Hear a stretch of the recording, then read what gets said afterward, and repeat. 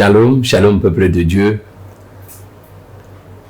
Nous sommes dans la joie, une joie immense de nous retrouver encore devant votre petit écran pour poursuivre nos émissions. Nous avons longuement parlé autour de la famille.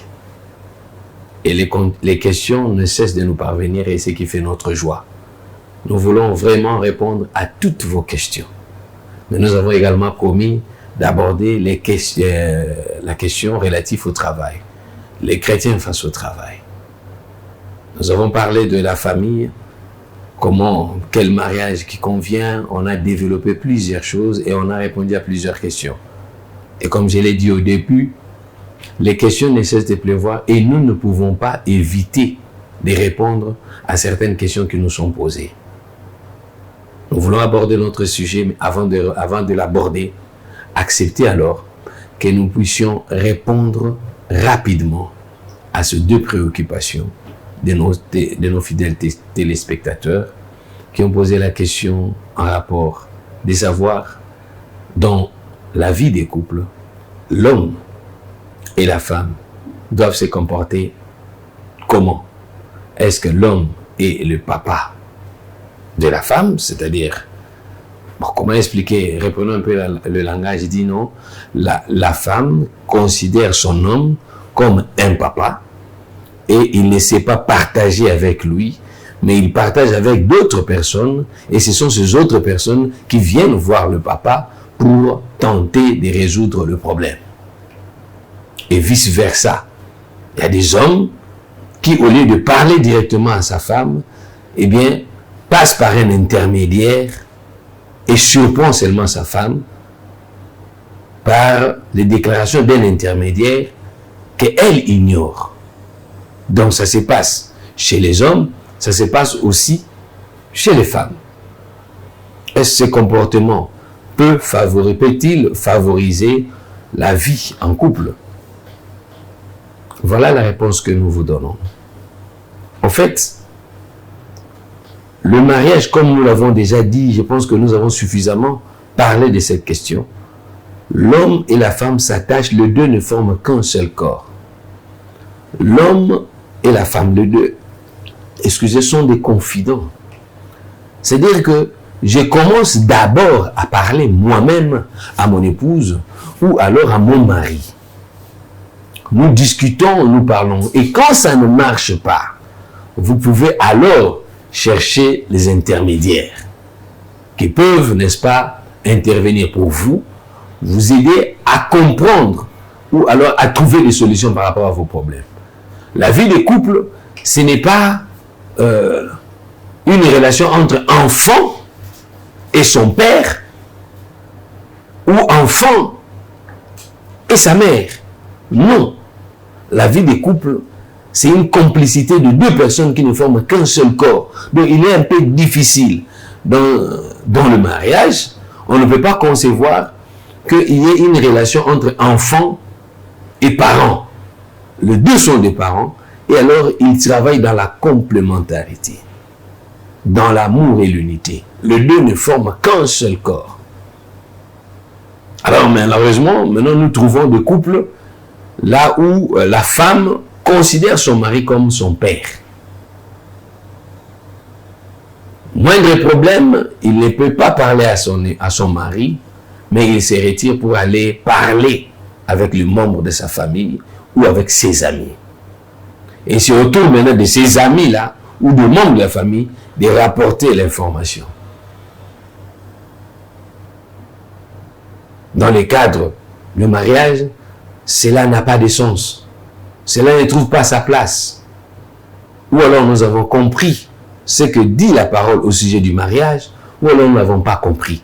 Et même par rapport à notre loi, quand on parle de mariage, on ne définit pas la femme comme enfant ou l'homme comme l'enfant de son épouse. Non du tout. Du tout. Donc cette question pose un problème sur la maturité et même son entourage. On ne sait pas regarder là où on est, mais on veut regarder l'extérieur. Ça peut créer des crises graves dans le foyer.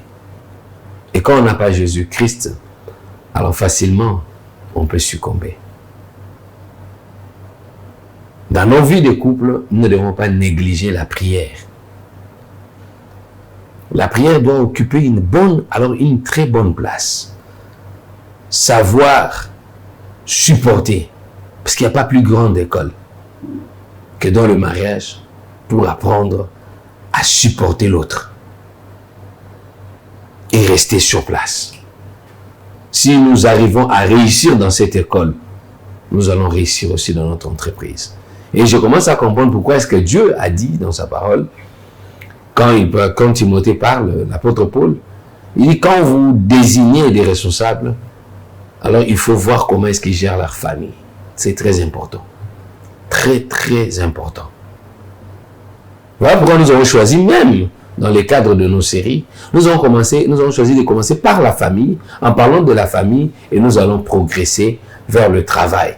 Quand la famille fonctionne normalement, selon la volonté de Dieu, alors cette personne-là, cette dame-là, quand il ou elle va arriver au niveau de la société, eh bien, elle va nous produire des bonnes choses, des grandes choses. Le mariage est institué de Dieu. C'est Dieu qui a créé le mariage. Et il a donné des règles. Il y a une chose que je ne cesse de répéter. Et je le répéterai toujours. Ne nous conformons pas au siècle présent. Soyons transformés par la parole. C'est la Bible qui le dit. La personne qui a conçu le mariage, c'est Dieu. Il a donné des règles. Mais malheureusement, nous sommes venus de nous-mêmes, de notre propre gré. Eh bien, nous avons bien voulu changer les choses. Et en voulant changer, ça crée pas mal de problèmes et que nous ne savons plus gérer.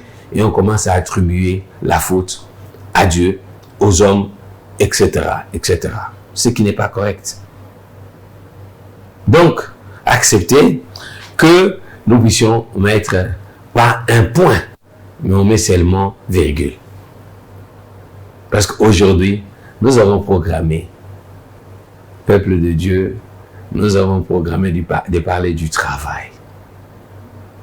Le travail. Le travail nous préoccupe. Parce que la famille, eh bien dans la famille, on a aussi besoin de travail. Mais il y a pas mal de choses qui se disent autour du travail. Et à certains endroits, certains milieux, on considère même qu'être chrétien, c'est être un paresseux. Ce n'est pas travailler. C'est rester à la maison. C'est rester coincé à l'église du matin au soir. C'est de ne rien faire. Attendre tout de Dieu. Un peu l'attentisme spirituel. Et qui va nous mener peut-être à donner alors raison à Karl Marx, qui considère parfois la religion comme l'opium du peuple. Pas du tout. Quand la parole est mal comprise, ah oui, ça peut devenir un problème dans notre vie. Mais quand la parole inspirée des dieux est bien comprise par son peuple, alors c'est pour un nouveau départ. Je voudrais vous signaler d'emblée que Dieu a horreur des paresseux. Dieu a horreur des personnes qui ne travaillent pas. Les exemples sont tellement légion dans la parole, dans sa parole, que je me pose parfois la question pourquoi certaines personnes disent que non, les chrétiens sont des paresseux. Ils se réveillent tôt le matin, au lieu de travailler, ils commencent à prier. Ah mais oui, nous nous réveillons tôt, nous prions pour glorifier notre Dieu qui nous a accordé ce souffle de vie. Nous devons être en mesure de donner des réponses qui conviennent.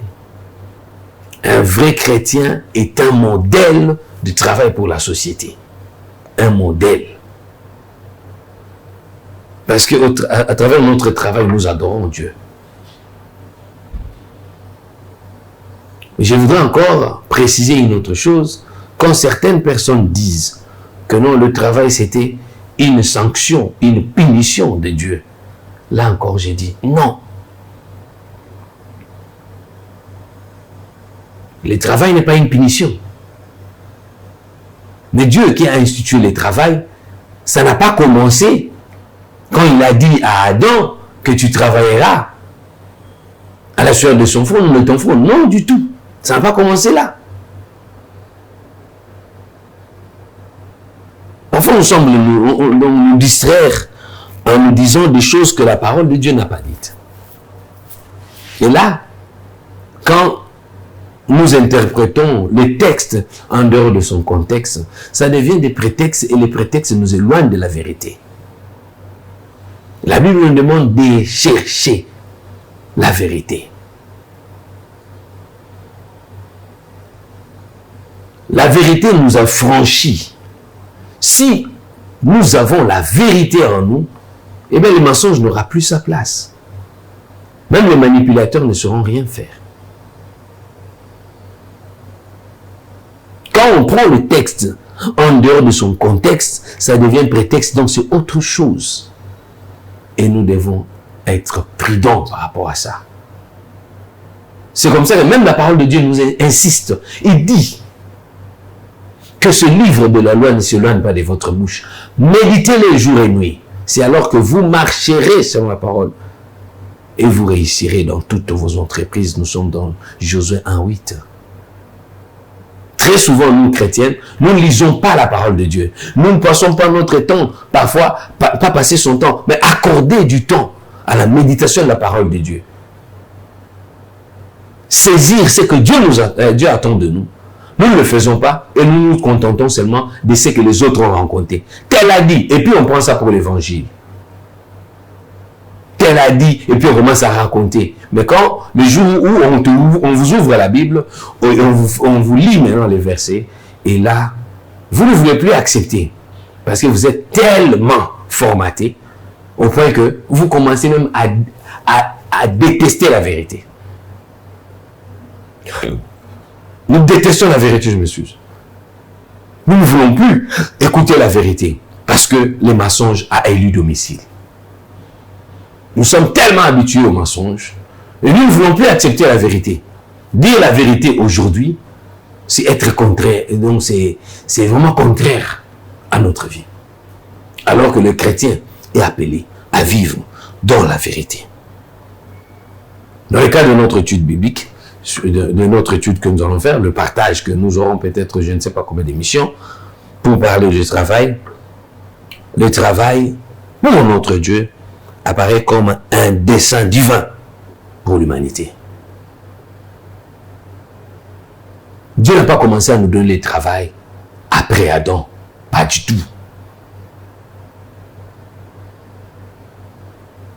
Mais c'est bien avant, après la création, il a placé l'homme.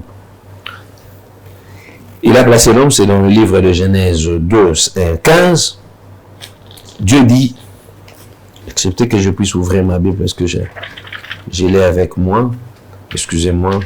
Nous sommes dans Genèse 2, 15. Je les lis au nom de notre Seigneur Jésus-Christ. Dans le livre de Genèse 2, 15, Dieu dit, l'Éternel Dieu prit l'homme et le plaça dans le jardin d'Éden pour qu'il le cultive et le garde. Genèse 2,15. Dieu a placé l'homme au jardin d'Éden. Pourquoi? Pour cultiver et garder. Mais c'est ça le travail. Et il ne faut pas attendre l'endroit où Dieu dit l'homme travaillera, alors on dit non, voilà le travail comme. Non! Dès la création, il y avait parfaite harmonie, collaboration entre l'homme et Dieu, entre Dieu et l'homme. Quand Dieu a terminé la création, il responsabilise l'homme de cultiver et de garder.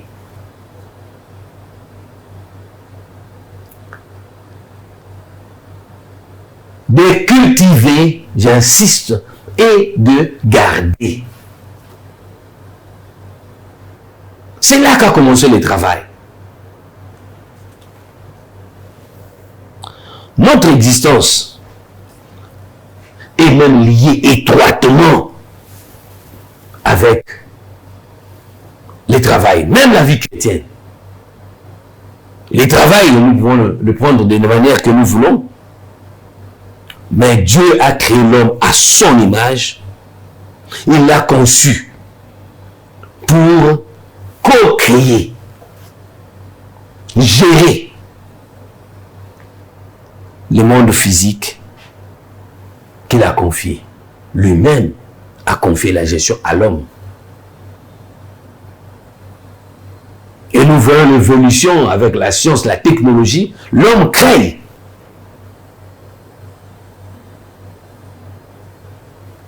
Dieu ne nous a pas placés dans le jardin d'Éden pour rester les bras croisés et rien faire. Il nous a créé à son image, lui-même un grand travailleur. Il a commencé à travailler dès les premiers jours. Il ne s'est reposé que le 7e jour. Je pense que là déjà, c'est une preuve suffisante que notre Dieu, ce n'est pas un paresseux, mais c'est un travailleur. Et il nous a créé à son image pour que nous puissions être des travailleurs. Mais travailler de quelle manière? De quelle manière Dieu nous attend de travailler dans le jardin? Ou alors actuellement on peut parler dans le monde. Nous devons le faire à sa manière et non à notre manière. Il y a des interdits que nous n'avons pas respectés.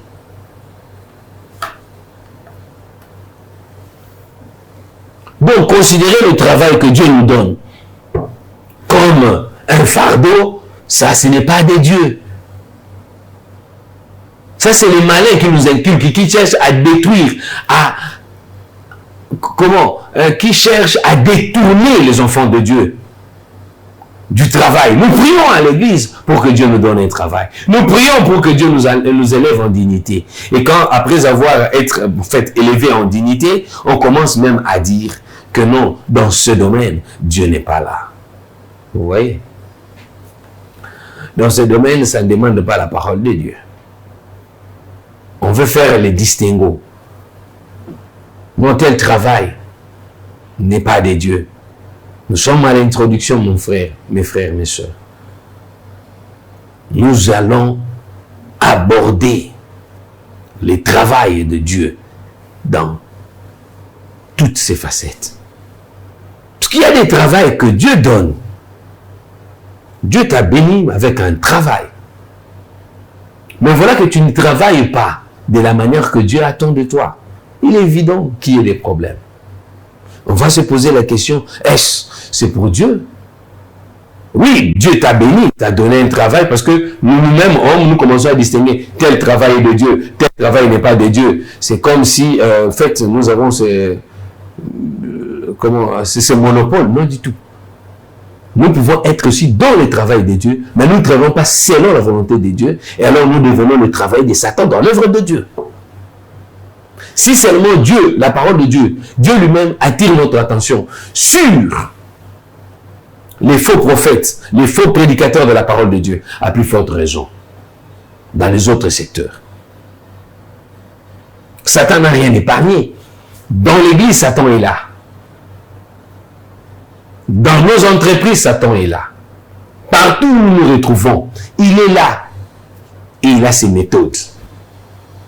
À nous maintenant de nous armer de toutes les armes que notre Seigneur, notre Dieu, a mis à notre disposition pour arriver à défaire, à mener Satan, n'est-ce pas, à l'échec. Et le travail, c'est un don de Dieu. Le travail, même pour notre Seigneur, ça peut aussi constituer un appel. Eh bien oui, n'est-ce pas? C'est toujours dans la parole de Dieu, quand nous lisons dans le livre des Colossiens, 3, 23, 25, Dieu dit, quoi que vous fassiez, j'avais pinglé ça ici, j'avais mis ça ici, ok? La Bible dit, 23, 25, la Bible dit, je le lis, Colossiens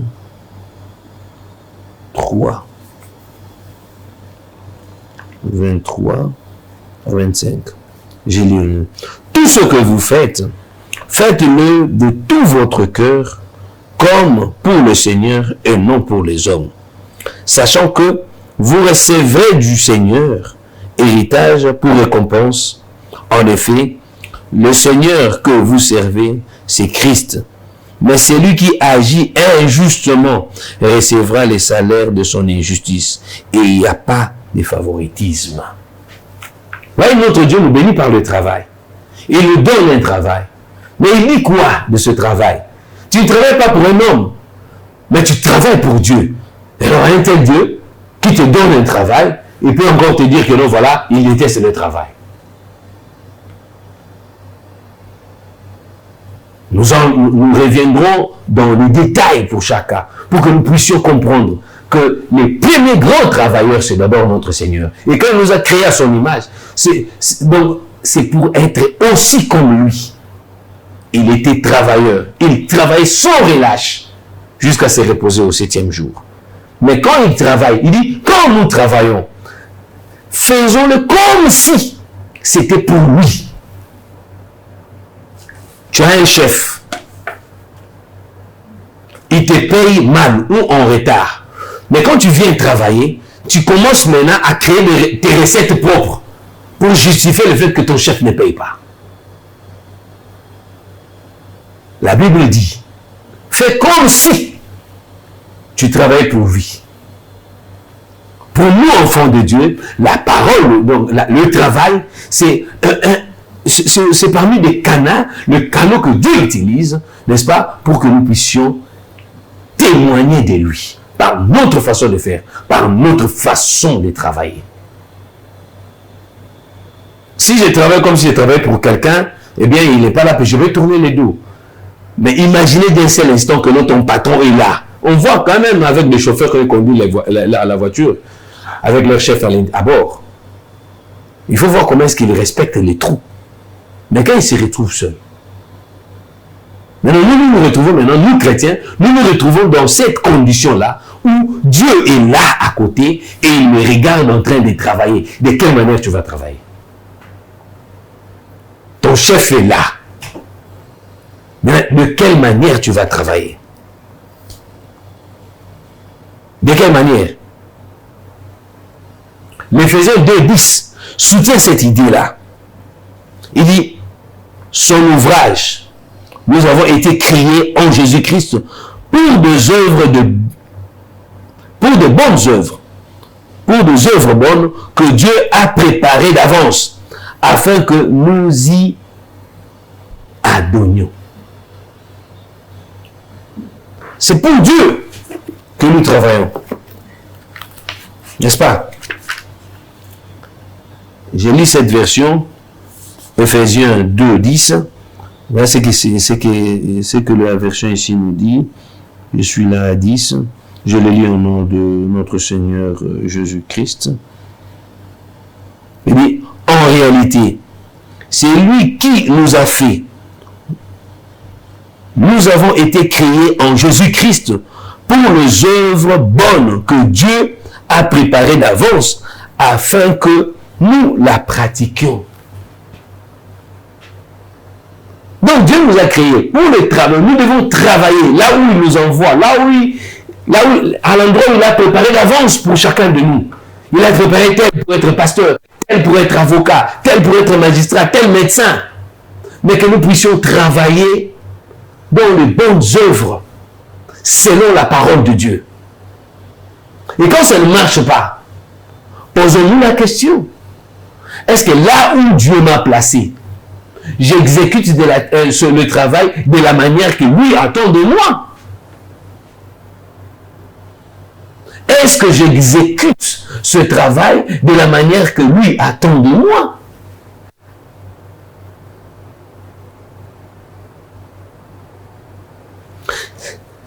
C'est à travers toutes ces questions que nous allons chercher ensemble à trouver des réponses. Même dans notre travail. Mais c'est pour adorer Dieu.